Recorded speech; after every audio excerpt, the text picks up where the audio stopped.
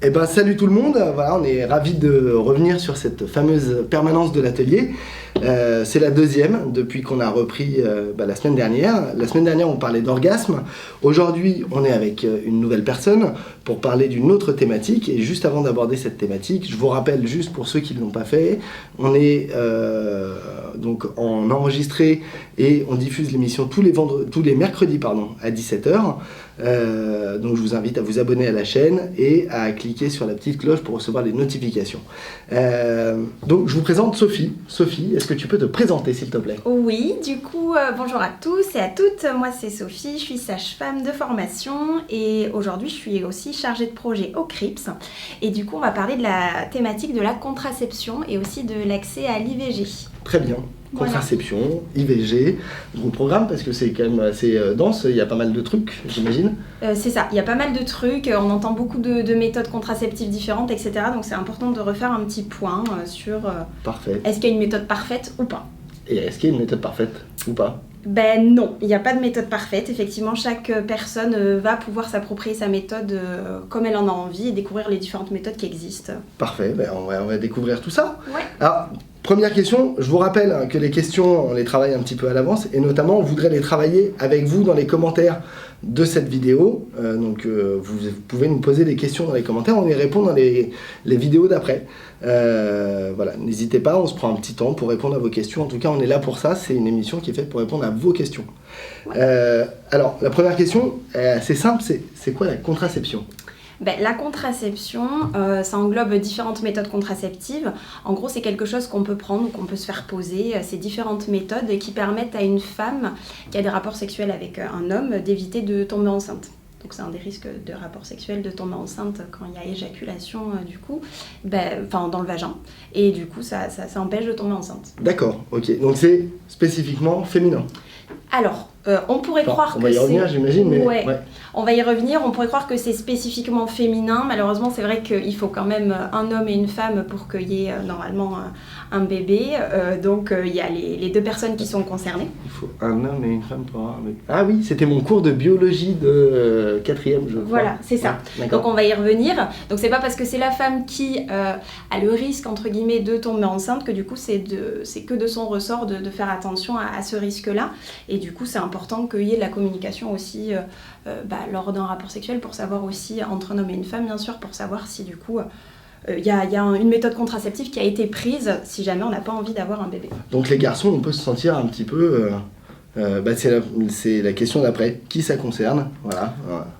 Ça concerne du coup les filles et les garçons, les femmes et les hommes, parce que du coup c'est pas que féminin, on verra, il n'y a pas que des méthodes contraceptives aussi adaptées pour les femmes, il y a aussi pour les hommes, donc ils peuvent aussi s'approprier eux-mêmes leur propre méthode. D'accord, et alors c'est pas les mêmes méthodes, parce que attention, j'ai déjà eu des questions sur des garçons ou des filles qui n'avaient pas compris comment est-ce que fonctionnait la contraception, et notamment la pilule, puisque c'est ce qu'il y a de plus connu. Ouais. Et donc ils s'échangeaient les rôles, et donc du coup ça marche pas ça. Oui, c'est ça, oui, voilà. Ça marche pas. C'est important de savoir qu'il y a des méthodes vraiment pour les femmes, des méthodes pour les hommes. Ça veut pas dire que du coup il peut pas y avoir un échange sur ces méthodes là. D'accord, ok, donc c'est vachement bien que tout le monde soit concerné. Par contre il faut faire attention, ça reste un produit, un médicament.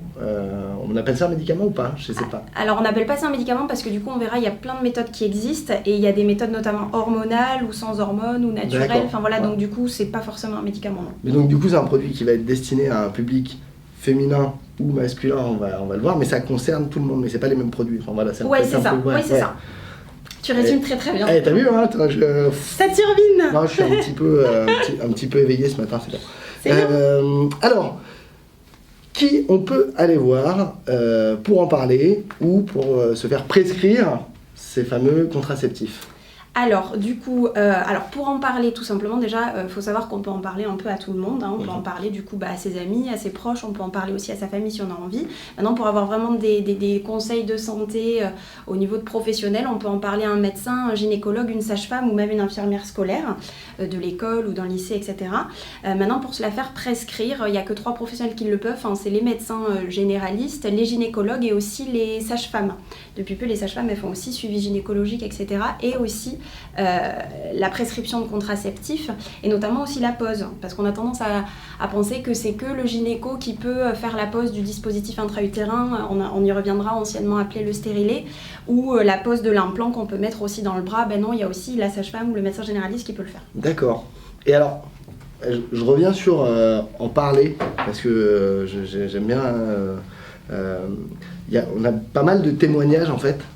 On a pas mal de témoignages qui nous disent que les gens n'ont pas forcément bien compris comment est-ce que fonctionnait l'exemple de la fille et du garçon qui s'échangent la pilule, qui n'ont pas bien compris comment est-ce qu'on prenait ce contraceptif, qu'est-ce que ça impliquait, une certaine régularité de prise pour certains produits, tout ça. Oui.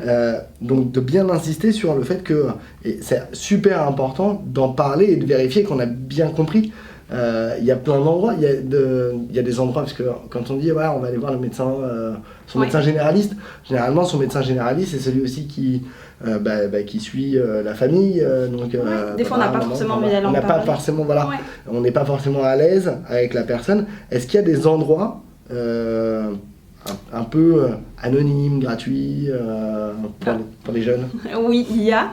Je suis sûre que tu les connais, mais je vais les répéter. Ouais. Alors, il y a le planning familial ou les centres, les CPEF, les centres de planification et d'éducation familiale, qui sont des lieux d'écoute gratuits, anonymes. Ouais. Effectivement, on peut venir indépendamment du médecin généraliste si jamais on n'a pas envie d'y aller, ou d'une sage-femme, parce que c'est vrai que souvent on peut croire que la sage-femme c'est que la grossesse, on n'a pas envie d'y aller tout de suite, etc.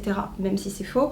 On peut aller du coup dans ces centres-là, demander une contraception et venir uniquement pour ça et être pris en charge de manière bienveillante. Et moi, si je suis un garçon, oui, je suis un garçon, j'ai le droit d'y aller? Alors oui, tu as le droit d'y aller. Des fois, c'est un peu une idée reçue qu'on a que les garçons ne peuvent pas du coup se rendre dans ce genre de centre, alors que pas du tout, ça concerne aussi les garçons et tu as tout à fait ta place pour t'y rendre. D'accord. Bon, c'est cool. Ouais, c'est plutôt cool. Ouais. Du coup, tu vas pouvoir peut-être nous expliquer un petit peu c'est quoi les différentes méthodes contraceptives qui existent? Alors du coup, on va pas forcément les citer toutes ici, c'est pas forcément le but, mais dire déjà qu'il y en a plein différentes qui existent. Il y en a qui sont naturelles, donc sans hormones, il y en a qui sont avec hormones, il y en a qui sont aussi des barrières mécaniques justement pour pas que le sperme puisse... Alors juste, est-ce que comme tu dis avec hormones, pas d'hormones, c'est quoi les hormones? Alors des hormones, ça va être des œstrogènes et des progestatifs qui peuvent être du coup dans certaines, la pilule déjà c'est sous hormones, il va y avoir des pilules avec des œstrogènes ou des pilules avec des progestatives ou les deux combinés. Ouais. Et mais juste parce que je comprends pas bien, moi qui n'ai pas fait du coup, parce que tu es sage-femme, pas moi, ça fonctionne comment les hormones en fait? Les hormones en fait, nous on en sécrète naturellement dans notre corps, mais en prenant des hormones, du coup ça va permettre de bloquer en fait le système hormonal qu'on a, qui fait que du coup on ovule ou on n'ovule pas en tant que femme. D'accord, ok. Donc ça a une incidence sur notre appareil, notre cycle menstruel. D'accord. Voilà, donc effectivement, il y a des méthodes qui sont avec hormones, donc comme la pilule par exemple, mais c'est pas la seule méthode. Il y a aussi par exemple l'implant, c'est un petit bâtonnet souple qu'on peut poser dans le bras, avec une petite anesthésie locale qui peut être faite par la sage-femme ou par le médecin, et ça dure 3 ans, donc ça peut être chouette aussi. Il y a aussi le dispositif intra-utérin, donc anciennement appelé stérilet. Je sais pas si tu sais pourquoi on parle plus de stérilet. Non, je sais pas, mais je me dis juste, si je fais des chemins, que stérile, ça n'a pas de lien en fait. C'est ça. C'est que des fois on avait l'impression, il y a certaines idées reçues que le stérilet du coup ça rend stérile, alors que pas du tout. On a le droit et on peut se faire poser un dispositif intra-utérin même si on n'a pas eu d'enfant, et ça n'a aucun risque sur la stérilité. Non, par contre moi je lève le doigt comme à la classe. J'avais une question sur le stérilet. J'avais entendu dire que c'était une pause et qu'après ça s'enlevait pas quoi. On a décidé de poser un stérilet. Et que donc on le faisait à un certain âge quand on ne voulait plus avoir d'enfants parce que ça ne nous rendait pas stérile, mais qu'on ne pouvait pas l'enlever. Alors non, du coup, on peut du coup le poser et l'enlever quand on veut. D'accord. En général, il y en a qui durent entre 5 et 10 ans. D'accord. Et si on veut l'enlever au bout d'un an, on peut l'enlever au bout d'un an, il n'y a vraiment aucun... D'accord, donc ça ne rend pas stérile. Ça ne rend pas stérile. Et on peut l'enlever. Et on peut l'enlever, il n'y a pas de souci. Okay. Mais c'est peut-être pas la méthode adaptée pour toutes, ça, donc à voir. C'est les gens qui voient. C'est les gens qui voient. Ouais. C'est ça. Faudrait peut-être lui trouver un nouveau nom alors du coup au stérilet. C'est le dispositif intra-utérin, ça s'appelle comme ça. Alors donc, ça fait un peu Vous allez chercher des noms un peu... On a cherché des noms un peu bizarres, ouais. Sympa, ouais. Mais intra-utérin, pourquoi ? Parce que utérin, ça veut dire l'utérus, donc c'est l'organe qui est à l'intérieur de notre appareil génital. Et c'est du coup dans cet utérus qu'est posé l'ancien stérilet. D'accord, ok. Voilà, donc différentes méthodes et notamment aussi le préservatif parce que ça reste une méthode contraceptive. Ouais. Donc ça, le préservatif, c'est une méthode barrière donc qui empêche du coup que le sperme puisse rentrer dans le vagin et puis dans l'utérus. Et du coup, c'est une méthode qui aussi protège des infections sexuellement transmissibles. Est-ce que ça serait pas la seule méthode ? Je crois que si, je suis sûre que si. Hein Ouais, c'est la seule. C'est la seule méthode qui protège et des infections sexuellement transmissibles et des grossesses non désirées. Exactement, c'est ça. Ouais. Donc si c'est une méthode qui vous convient, en tout cas, elle a les deux avantages. Très bien. Donc voilà. Il y a quoi d'autre Alors du coup, on peut parler, on a parlé de la pilule, que ça du coup on prend tous les jours. Donc c'est vraiment tous les jours, de temps en temps il y en a où on va espacer pendant une pause pour reprendre par la suite. Ça c'est en fonction des pilules qui sont différentes. Il y a l'implant, il y a le... oui. Pardon. Sur la pilule, il y en a différentes. Oui, il y en a plein de différentes. Ouais. Et en général, à la fin d'une plaquette, il y a des placebos, c'est-à-dire des petites pilules où dedans, il n'y a rien du tout. C'est pour arrêter et reprendre par la suite. Voilà. Et c'est là, en général, qu'on a nos règles. D'accord. Okay. Voilà. Okay. Donc ça, tout ça, il faut quand même... alors, moins le préservatif, mais... Il faut quand même en parler avec un professionnel de santé, expert de la contraception. On a dit médecin généraliste, gynéco, sage-femme. Sage-femme. Ouais. Ou même l'infirmière scolaire. Elle ne pourra pas le prescrire, mais en tout cas, elle pourra en parler. Après, il y a des sites, on en reparlera par la suite, mais il y a des sites qui expliquent très très bien. Il y a une question bête. Je sais qu'il n'y a pas de question bête, mais il y a des hommes sages-femmes ? Oui, il y a des hommes sages-femmes. On appelle ça les maïeuticiens, c'est la science de la maïeutique. Maïeutique. D'accord, ok. Donc il y a des hommes sages-femmes, à peu près 2% en France, mais il y en a. D'accord. Voilà. Et donc voilà, il y a plein de méthodes qui existent. Il y a notamment aussi l'anneau vaginal qui est quelque chose qu'on vient placer dans le vagin et qui est aussi sous hormones. Voilà, il y a aussi le patch qu'on vient placer dans un endroit du corps qui est aussi sous hormones. C'est le patch comme le patch de cigarette ? Enfin, on peut dire que c'est comme le... Alors, c'est pas de la nicotine, mais c'est le patch, c'est pareil, ça va diffuser l'hormone. D'accord. Comme la nicotine sera diffusée au niveau transdermique, donc à travers la peau, et du coup, ça se retrouve après dans notre système. D'accord, ok. Donc, voilà. Mais ça aussi, c'est à voir aussi avec le médecin gynéco ou la sage-femme, ou sur des sites, vous pouvez aller aussi vous renseigner, on en parlera par la suite. Et juste, alors je sais pas si t'as la réponse, si t'as pas la réponse, on va réorienter de toute façon comme on fait à chaque fois, mais ça coûte cher, non, ces dispositifs ? Est-ce que c'est remboursé par la sécurité ? Est-ce qu'il y a ça coûte combien ? Je sais pas, moi j'imagine une ado qui a 15-16 ans, qui veut pas trop en parler à ses parents. Ouais. Bon, déjà aller voir le médecin, alors, on a vu qu'on pouvait aller au planning familial, que c'était anonyme et gratuit, mais si après tu dois te faire prescrire la pilule ou l'implant ou tout ça, et ça coûte... Alors, il faut savoir que tout ce qui est pilule, implant, dispositif intra-utérin, tout sera gratuit, remboursé par la Sécu, et notamment dans les CPEF, qu'on soit assuré social ou pas assuré social, mineur ou majeur, tout sera gratuit, il n'y a pas de souci. C'est juste au niveau du patch, des anneaux, des choses qui sont un peu moins répandues, où là, il n'y aura pas forcément de prise en charge par la sécurité sociale. Mais après, il y a certaines mutuelles aussi qui remboursent certains contraceptifs, donc toujours bien se renseigner. En tout cas, si on veut un contraceptif gratuit, il n'y a pas de souci, il y aura toujours un large panel de choix dans ces lieux-là. Cool. Voilà. Très bien. Ouais.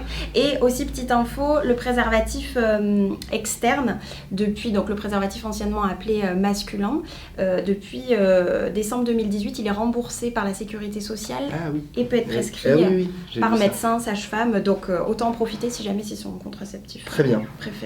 Parfait. Et le préservatif interne, donc il se met dans le vagin, non, par contre ? Eh ben non, pas encore. Ça, on essaye, mais pas encore. D'accord. Ouais. Donc il y a une différence entre les hommes et les femmes. On pourrait dire ça. C'est bizarre. Hein, c'est un peu bizarre. Après, c'est vrai qu'on parle plus de préservatif féminin et masculin parce que on peut mais bon, on est d'accord que d'accord. Que c'est pas tout à fait égalitaire. Ouais. Alors, il y a une question qui était donc après un rapport à risque. Il me reste combien de temps pour prendre la pilule d'urgence ? Elle est méga anxiogène cette question parce que il me reste combien de cette pilule ? Ça fait... Ça fait bizarre, ouais, c'est vrai. Le truc, c'est que là, toi, ta question, c'est pilule d'urgence et c'est bien, mais parce que de temps en temps, on entend pilule du lendemain. Ouais. Et c'est vrai que, en fait, on n'a pas que le lendemain pour prendre du coup cette pilule, parce qu'en fait, cette pilule, du coup, c'est un contraceptif d'urgence. Donc, si jamais on a eu un rapport à risque et qui n'a pas été protégé et qu'on a peur d'avoir une grossesse, ben, du coup, on peut effectivement se tourner vers cette pilule d'urgence qui peut être prise jusqu'à 5 jours. Il y a une pilule qui existe jusqu'à 3 jours et une pilule qui existe jusqu'à 5 jours. Bien sûr, plus on le prend tôt, mieux c'est au niveau des risques de grossesse qui seront le plus faibles possible. Mais en tout cas, jusqu'à 5 jours, c'est possible. D'accord, donc en fait, plus vite on la prend, mieux elle fonctionne et elle baisse en efficacité. C'est ça, mais jusqu'au 5e jour. Jusqu'au 5e jour, mais avec une efficacité qui est quand même importante. Bien sûr, importante. À toujours autant la prendre plutôt que de rien prendre. Oui, l'efficacité est quand même importante. Donc voilà, la prendre. Le petit conseil qu'on peut vous donner aussi, c'est de temps en temps, si jamais vous êtes sur un contraceptif type pilule ou quoi, vous pouvez aussi demander de vous la faire prescrire et d'en avoir toujours une chez vous. Et si jamais vous avez oublié votre pilule ou quoi, ou que le préservatif a craqué, votre méthode contraceptive n'est plus fiable, vous pouvez le prendre directement sans forcément aller à la pharmacie directement par la suite. D'accord. Donc toujours en avoir une d'avance chez soi, c'est chouette aussi. Et alors, j'ai entendu plusieurs choses sur cette pilule d'urgence. Je pense que c'est plus, je pense que c'est de la fake news, hein, mais je voudrais vérifier quand même. Est-ce que j'avais entendu dire qu'il y avait vachement d'effets secondaires, qu'on était vachement mal après, que ça pouvait rendre stérile. Voilà, c'est des trucs que j'ai un peu entendus des fois. Alors c'est vrai que c'est des trucs qu'on entend et qui sont souvent culpabilisants pour les femmes qui la prennent plusieurs fois. C'est pas du tout avéré, ça a été écarté des études scientifiques. C'est pas du tout grave pour la santé, on peut la prendre. Maintenant c'est vrai que c'est pas forcément quelque chose qui est en soi confortable pour la femme de devoir être dans cette situation de stress, etc. Donc on pousse toujours aussi les personnes à pouvoir réfléchir s'il n'y a pas une méthode contraceptive qui peut être plus adaptée. Enfin, c'est pas une méthode contraceptive, c'est une méthode contraceptive d'urgence, mais si justement il n'y a pas une méthode de manière pérenne qui peuvent être adaptées à la femme. Et du coup, elle est gratuite pour les mineurs. Alors, elle est gratuite pour les mineurs et c'est anonyme, on peut aller dans une pharmacie, la récupérer gratuitement. Pour les majeurs, on peut aller gratuitement aussi la récupérer dans un CPEF, etc. Et après, elle sera remboursée par la sécurité sociale. D'accord, mais alors, si c'est gratuit pour les mineurs et qu'on peut y aller de manière anonyme, si le pharmacien vous demande notre pièce d'identité, on dit non. D'accord, je suis mais mineure. Parce qu'il veut vérifier qu'on est bien... Ouais, mais ils n'ont pas l'obligation. Ouais, mais non, d'accord. Ouais, mais non, je peux y aller, je suis pas mineure et je dirais que j'ai 17 ans. Et voilà. Après, c'est sûr que de temps en temps, tout le monde n'est pas hyper bien formé, hyper bien bienveillant, ça c'est sûr. On espère que, en tout cas dans les CPEF et dans les plannings familiaux, vous serez toujours très très bien reçus. Il se peut qu'il y ait certaines pharmacies où on peut demander mais vous en avez déjà pris combien, etc. C'est pas forcément bien pour la santé et des choses qu'on entend qui sont pas, enfin voilà, il faut pas le cacher, ça existe. Mais maintenant il faut se dire, enfin voilà, c'est pour ça qu'on est là aujourd'hui aussi pour vous faire essayer de vous faire passer le message que c'est pas normal ce genre de réaction et que vous avez tout à fait le droit de le prendre et que ça n'a pas d'incidence sur la santé. Donc c'était la question d'après, ça y répond. J'ai souvent des rapports à risque et j'ai souvent recours aux pilules d'urgence. Est-ce que c'est grave ? On peut répondre que non. On peut répondre que non, voilà. C'est ça. Et ça peut être... c'est-à-dire, il faut voir la fréquence, mais il y a des gens pour qui la pilule contraceptive à prendre tous les jours, tout ça, ça peut être une contrainte. Donc c'est vrai qu'on ne va pas culpabiliser les gens qui ont recours plusieurs fois à la pilule d'urgence. Ah non, on les culpabilise pas, mais on peut leur expliquer du coup qu'est-ce qui existe si jamais ils veulent une méthode plus pérenne, quoi. Très bien. Donc pas de souci avec ça. Maintenant, il y a aussi une deuxième méthode contraceptive d'urgence qui existe et dont on parle pas souvent, c'est le dispositif intra-utérin dont on parlait tout à l'heure, donc l'ancien stérilet, celui au cuivre, donc qui est sans hormones. Il peut être placé après un rapport sexuel à risque jusqu'à 5 jours après ce rapport-là. Et l'avantage de celui-ci, c'est que du coup, après, c'est du coup la méthode qui peut rester jusqu'à 5 ans, voire 10 ans après. Donc, autant, si jamais on avait déjà dans l'esprit de se faire poser un dispositif intra-utérin, autant en profiter. Si jamais on a eu un rapport à risque, on peut aussi en parler. Mais alors, du coup, alors, si on a envie d'avoir un dispositif intra-utérin en cuivre après, pas de problème et ça reste, mais... Le principe, donc, on peut le poser jusqu'à 5 jours après la prise de risque, mais si on se dit c'était juste pour cette fois, Ça fonctionne comment? Ah non, ça fonctionne pas. Oui. Enfin, on va pas le faire juste pour cette fois. Là, dans ce cas-là, on va se tourner vers la pilule d'urgence. D'accord. Ouais, c'est pas, on le met et on attend 15 jours, on le retire. Oui, non. D'accord. Non. Alors, je me suis mal exprimée. C'est effectivement, dans ce cas-là, on prendra la pilule d'urgence. Là, c'est si jamais on était dans l'optique d'avoir un moyen de contraception qui dure et que en même temps celui-ci nous convient, autant du coup, à la place de la pilule d'urgence, se tourner vers celui-ci. D'accord. Et c'est pas dangereux le cuivre? Et c'est pas dangereux le cuivre, justement, c'est bien parce que ça permet aux spermatozoïdes d'être tués, et c'est ce qu'on veut. D'accord. Donc voilà, ça rend un milieu pas favorable à cela. C'est pas dangereux pour nous, mais c'est dangereux pour eux. D'accord, très bien. Tant mieux. Parfait. Voilà. C'est quoi l'IVG? Tu parlais de l'IVG tout à l'heure. Enfin, je pense avoir la réponse moi, mais... Ok. Donc l'IVG, c'est l'interruption volontaire de grossesse. Donc en France, c'est autorisé, c'est légal, c'est gratuit, c'est important de le répéter. Il y a des endroits où les équipes sont formées pour répondre à ces questions, donc notamment les CPEF, les plannings familiaux, des cabinets médicaux aussi libéraux, parce qu'on verra, mais il y a aussi des médecins, des sages-femmes qui peuvent le faire dans un cabinet libéral ou dans un établissement de santé. Et donc voilà, c'est des méthodes qui permettent d'arrêter une grossesse qui n'est pas désirée jusqu'à une certaine période, jusqu'à 12 semaines de grossesse. D'accord, donc, alors on va revenir parce que ça je pense que c'est un petit peu technique, justement quand est-ce qu'on peut arrêter une grossesse. Mais juste avant, je voudrais qu'on revienne sur le terme interruption volontaire de grossesse. C'est donc bien une interruption volontaire, donc réfléchie de la part de la personne, ok, voire qui peut être réfléchi aussi avec la personne aussi impliquée dans la grossesse, l'autre personne impliquée dans la grossesse, c'est pas toujours le cas, mais voilà. Et qu'est-ce qui fait que ça cristallise comme ça autour de... Enfin, je trouve qu'il y a, de ce que je lis, en tout cas, et ce que j'entends dans les témoignages de beaucoup de femmes, elles sont souvent vachement culpabilisées. Ouais. Alors que c'est un choix de leur part qui devrait être respecté. Bien évidemment, c'est vrai que ça a été un long combat pour arriver à la dépénalisation de l'avortement, et on parle bien de dépénalisation. Ah, c'était pénalisé avant? Exactement, donc depuis 1975 c'est dépénalisé, et sous certaines conditions on a le droit de le réaliser en France, donc c'est pour ça qu'on est toujours dans cette optique que ça peut être culpabilisant. Maintenant on est dans une approche tout à fait positive aujourd'hui en France sur l'accès à l'avortement, parce qu'on se rendait compte que justement c'était pas du tout bon pour la santé de la femme d'avoir accès à tous ces avortements clandestins, etc. Donc voilà, on est vraiment dans quelque chose de positif au niveau de l'accès, au niveau des lieux qui peuvent nous écouter, au niveau de la bienveillance qui peut être aussi de la part des professionnels.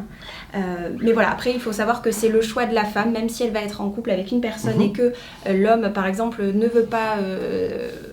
veut garder la grossesse, ce sera toujours le choix de la femme. C'est notre corps qui nous appartient, et ça c'est important de le dire. Ouais, et donc après c'est même pas en plus d'être pour ou contre, parce qu'il n'y a pas à être pour ou contre, mais c'est vraiment, c'est un choix. Il y a des gens qui décident d'aller au terme de cette grossesse parce que c'est leur envie, leur conviction, enfin voilà, et on va pas juger ça. Et donc de la même manière, il faut aussi respecter le fait qu'une personne n'ait pas envie d'aller pour X raisons, qu'elle n'ait pas envie d'avoir accès à l'IVG. Voilà, c'est vraiment les deux partants qui sont possibles, et voilà. Et du coup, il y a deux techniques.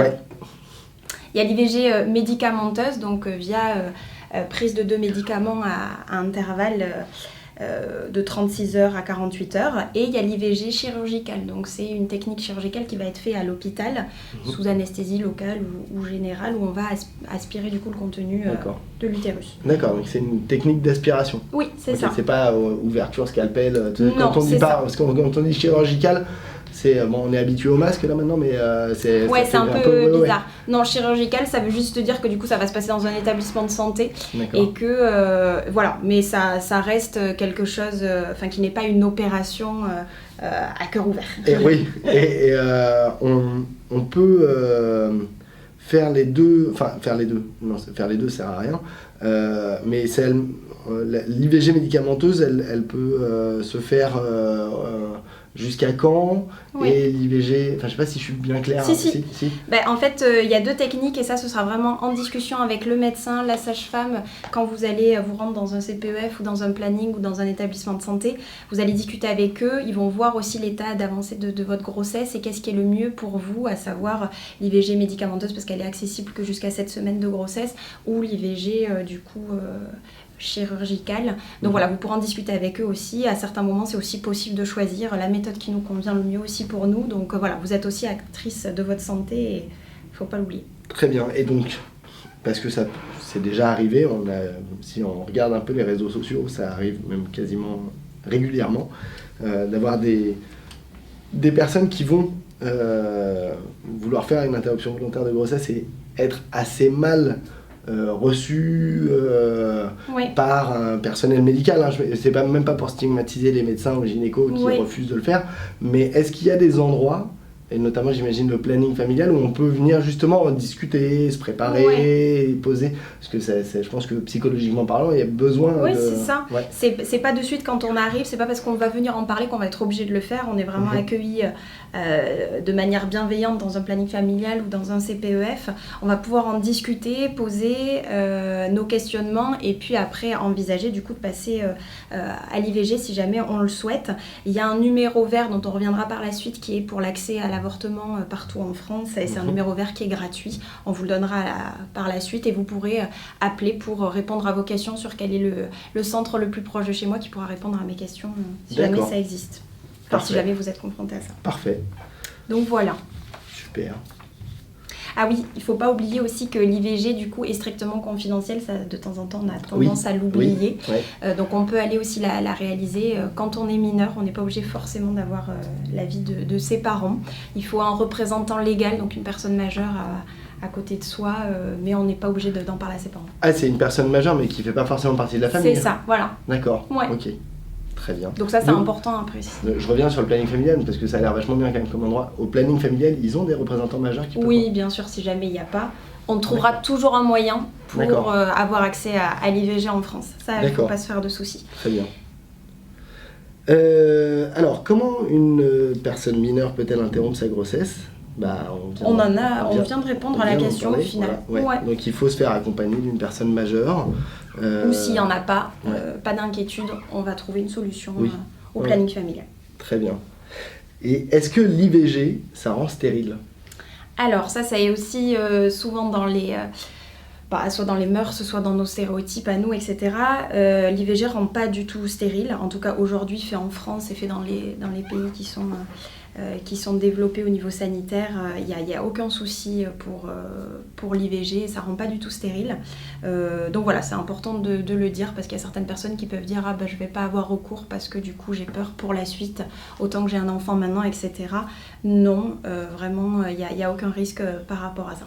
Donc on peut pratiquer un ou plusieurs IVG et puis après décider d'avoir un enfant ça c'est tout à fait possible.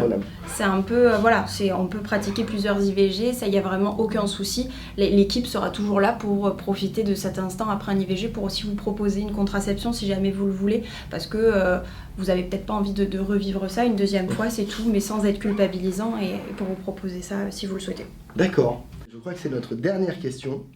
Et je crois qu'on a déjà abordé le sujet tout à l'heure, mais est-ce que la contraception, ça ne concerne que les femmes ? Il me semble que non, du coup. Donc voilà, effectivement, tu as raison, ça ne concerne pas que les femmes, il y a des méthodes de contraception aussi pour les hommes.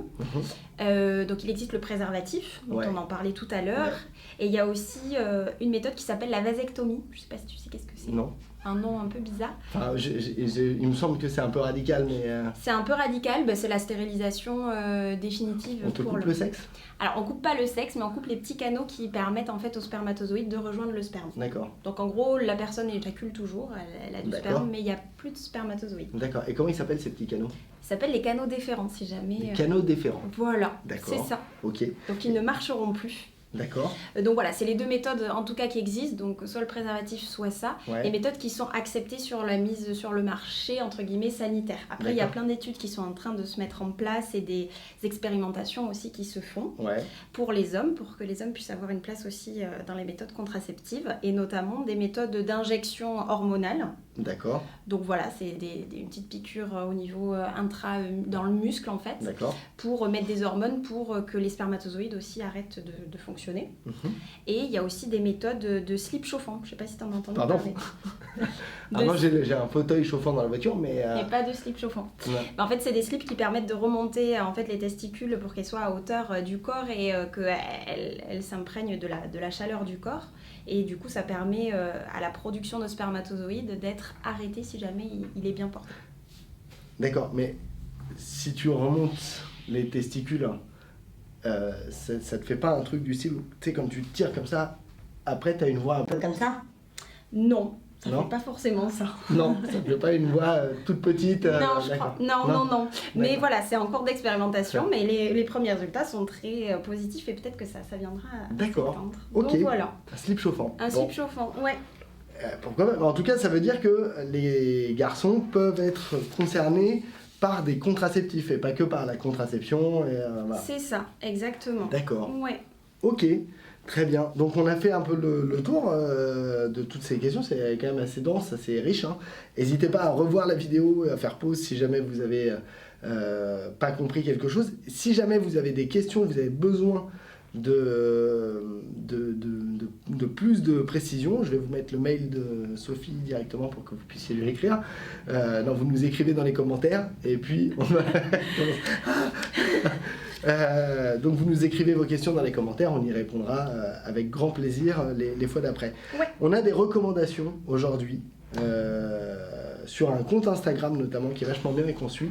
Ouais, c'est le compte Instagram qui s'appelle Sexy Souci. Sexy Souci, exactement. Il rigole parce que je m'étais trompée et que je pensais que ça s'appelait Sexy Sushi. Ouais, mais ça c'est ton accent qui m'avait fait. C'est pour ça. Voilà. Donc c'est Sexy Souci Collectif. En fait, c'est juste Sexy Souci, le compte Instagram, et c'est un collectif féministe qui lutte pour la santé sexuelle et notamment qui fait des petites vidéos sur différentes thématiques et notamment il y en a plusieurs. Et qui sont en partenariat avec France TV Slash, je crois, donc on peut les retrouver sur le site internet de France TV, sur YouTube. On la retrouve pas mal partout. Ouais, sur tous les réseaux. Donc c'est pas mal. Bien. On parle de plusieurs thématiques, donc c'est chouette.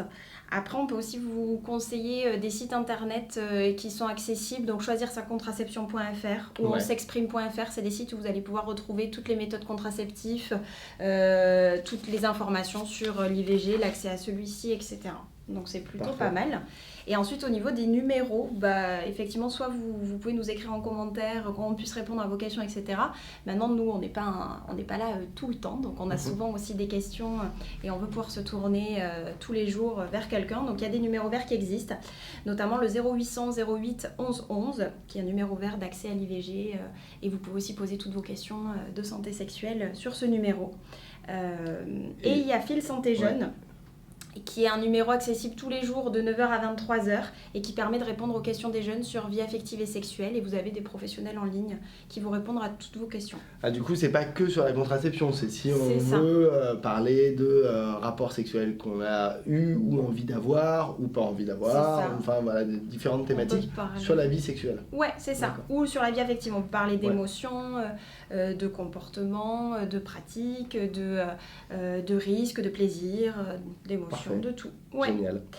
Et donc, on a nos petits conseils de la semaine sur la thématique, on le rappelle, c'est la contraception.